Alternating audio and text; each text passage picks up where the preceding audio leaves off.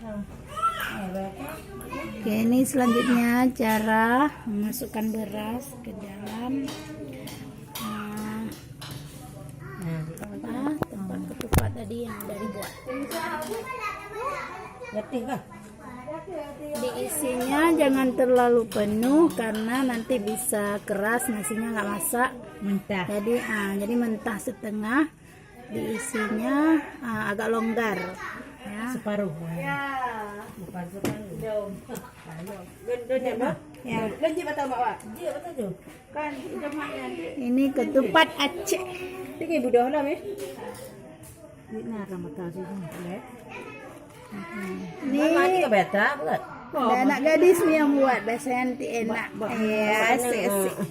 Aku nyana depannya ini bakal nah, ini jadi Ini yang buat rumah.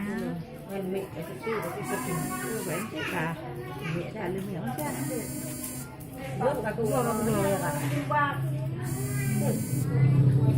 Anam dulu.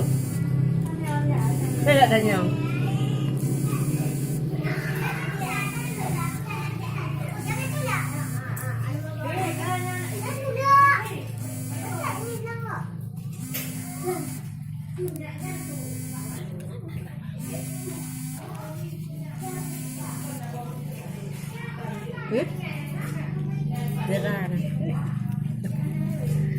Ke dalam berasnya terlebih dahulu dipakai santan, terus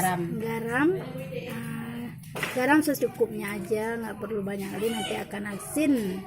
Jadi dipaskan aja, dikira-kira aja berapa berasnya, berapa garamnya, terus dibuat seperti ini.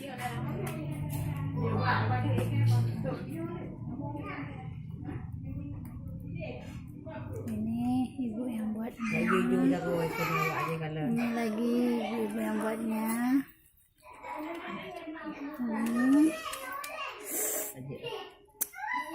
Oke. Terima kasih. Nanti selanjutnya akan dimasak. Direbus nanti pakai santan sampai matang. Oke, terima kasih.